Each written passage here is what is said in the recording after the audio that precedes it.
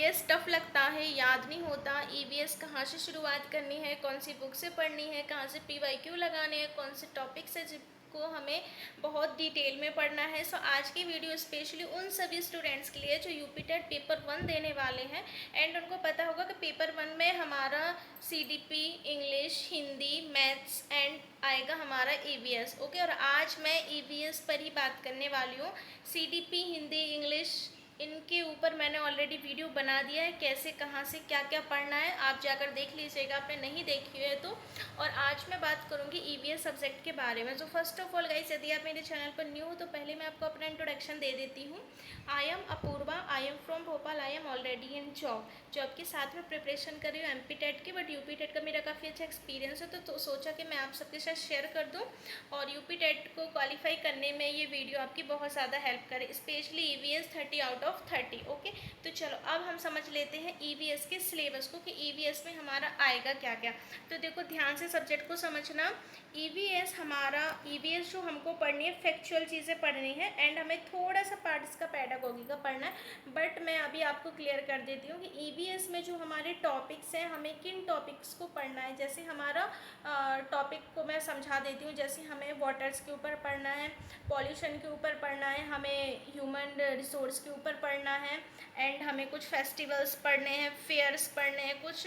And syllabus आपके पास नहीं है तो मैंने टेलीग्राम पर सिलेबस ऑलरेडी भेज दिया है, अपलोड कर दिया, आप जाकर वहाँ से भी देख लीजिएगा, फिर आपको और ज़्यादा क्लियर हो जाएगा। और ईवीएस में जो सारे हमारे टॉपिक्स हैं, जैसे हमें पढ़ना फेयर पढ़ना, हमें फेस्टिवल पढ़ना, कुछ हमें गेम्स के बारे में पढ़ना है, तो इन सबको हमें डिटेल में पढ़ना पड़ेगा। डिटेल में कहाँ से पढ़ेंगे, पहली बात तो आप सिलेबस के अकॉर्डिंग पढ़ाई कीजिए। फिर नेक्स्ट चीज़ है आपको एनसीईआरटी और एससीईआरटी फॉलो करनी है। आपको 3 से लेके 5th तक की बुक्स को पढ़ना है। क्लास 3 से लेके क्लास 5th तक की आपको जो भी एससीईआरटी की बुक्स मिल जाए उनको पढ़ लीजिए। और यदि आपके पास एनसीईआरटी है तो फिर आप एनसीईआरटी को पढ़िए ईवीएस के, क्योंकि क्वेश्चन फैक्चुअल आते हैं और क्वेश्चन आप, मैं ये नहीं कहूँगी कि पैडागोगी क्वेश्चंस आएंगे। ये यूपी टेट एग्ज़ाम है तो फैक्चुअल क्वेश्चंस आपको देखने को मिलेगा। जैसे उसमें कहीं से भी पूछ सकता है कि वाटर रिसोर्स बताओ, वाटर कंजर्वेशन बताओ। मतलब मैं कहने का मतलब ये है कि प्लांट्स के बारे में पढ़ना है, तो प्लांट्स कितने टाइप के होते हैं, कौन कौन से प्लांट्स कहाँ पाए जाते हैं। एंड फिर उसमें वाटर पूछ लिया, वाटर रिसोर्स बताओ। एनिमल्स पूछ लिया, एनिमल्स की प्रजातियाँ बताओ क्या होती हैं। तो इस तरीके से क्वेश्चन आते हैं। फेस्टिवल पूछ लिया, कौन सा फेस्टिवल कहाँ मनाया जाता है। कुछ हमारे नेशनल गेम्स पूछ लिए।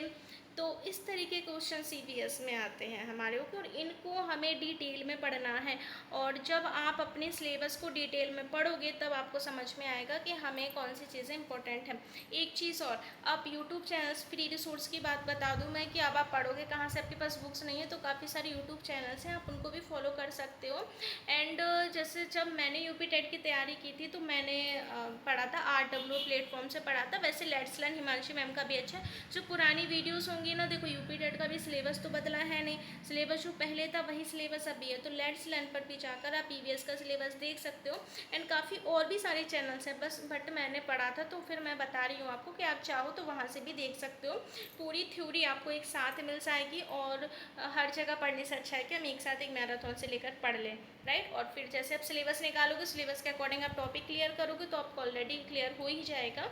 एंड इसके बाद आप क्या करोगे, यूथ पब्लिकेशंस की आप एक बुक्स परचेज कर लेना, यूथ पब्लिकेशंस की बुक ईवीएस की, जिसमें आपको पूरे प्रीवाईक्यू मिल जाएंगे। अपकमिंग जितने भी हमारे यूपी टेट में हुए हैं वो सारे हमें प्रीवाईक्यू मिल जाएंगे। एंड अदर्स की बात करूँ तो जैसे क्वेश्चंस पेपर हुए प्रीवाईक्यू तो आप प्रीवाईक्यू वेबसाइट से निकाल लीजिए, सरकारी.com करके आप गूगल्स पर करिए, सर्च कीजिए और यूपी टेट के सारे आपको क्वेश्चन पेपर भी मिल जाएंगे, टेक्स्ट बुक पर भी मिल जाएंगे।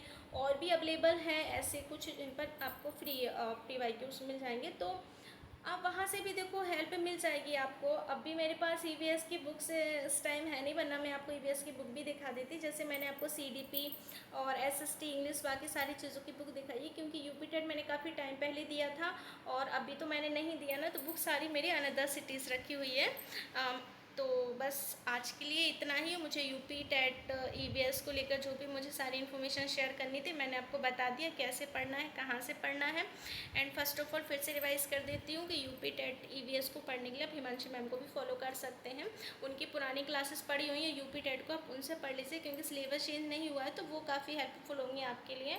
PYQ के लिए आप वेबसाइट से डायरेक्ट PYQ भी लगा सकते हैं। एंड यूथ पब्लिकेशंस की बुक आपको हेल्प करेगी कि यदि जिनको ऑनलाइन पढ़ने की हैबिट नहीं है, ऑफलाइन PYQ लगाने की हैबिट है, तो एक एक टॉपिक्स का आपको PYQ मिल जाएंगे उसमें। जैसे मैंने अदर्स बुक में आपको बताया ना PYQ का, वैसे ही आपको वहाँ भी बुक्स में मिल जाएंगे। एंड गाइस देखो, यूपी टेट की ये हमारी लास्ट सीरीज़ थी। हमने CDP, इंग्लिश, हिंदी, SST इन सब के बारे में मैंने डिस्कस कर दिया। और से सॉरी, क्योंकि मेरा साइंस सब्जेक्ट नहीं है तो साइंस के बारे में मैं आपको सही गाइडेंस नहीं दे पाऊँगी, ना ही मैं। और मैथ्स तो मैंने बेसिक पढ़ा था तो मैंने मैथ्स को ऐसे ही पढ़ लिया था। एंड देखो, जिस चीज़ के बारे में मैं खुद श्योर नहीं हूँ वो इन्फॉर्मेशन मैं आपको शेयर नहीं कर सकती, क्योंकि मुझे देखो, हम सब किसी से कुछ ना कुछ चीज़ें सीखते हैं, और मैं नहीं चाहती कि मैं आपको गलत चीज़ें बताऊं, या फिर जो मुझे खुद भी नहीं पता, जो मैंने खुद भी नहीं पढ़ी, वो सारी चीज़ें आपको शेयर करूं, तो मुझे वो ठीक नहीं लगता। तो वही जो मैंने किया है एंड जैसे मैंने पढ़ाई की है, जैसे मैंने इस एग्ज़ाम के लिए स्ट्रेटजी अपनी बनाई थी, जिस तरीके से मैंने किया, वही आपके साथ शेयर कर रही हूँ। आई होप गाइस कि ये बहुत हेल्पफुल हो आपकी यूपी टेट को क्वालिफाई करने में। मेक श्योर आपने इतनी सारी चीज़ें कर ली तो डेफिनेटली यूपी टेट तो वैसे भी क्वालिफाई हो ही जाएगा, क्योंकि यूपी टेट जो एग्ज़ाम है हमारा फैक्चुअल एग्ज़ाम है एंड हमारा सिर्फ पासिंग एग्ज़ाम है। हमें सिर्फ 90 मार्क्स ही चाहिए। क्वालिफाइंग एग्ज़ाम है, कोई मेरिट एग्ज़ाम नहीं है कि इसमें हमें काफ़ी मार्क्स आएंगे, हमारी मेरिट बनेगी, ऐसा कुछ नहीं है। आपको सिर्फ एग्ज़ाम को क्वालिफाई करना है, इसके बाद आपके और एग्ज़ाम होंगे, राइट। एंड चलो आज के लिए इतना ही। मिलते हैं कल नेक्स्ट वीडियो में कुछ नया लेकर, फिर किसी अनदर टॉपिक्स के ऊपर बात करेंगे हम, ओके। वीडियो अच्छा लगे तो please like, comment, share and subscribe ज़रूर कीजिएगा। Thank you.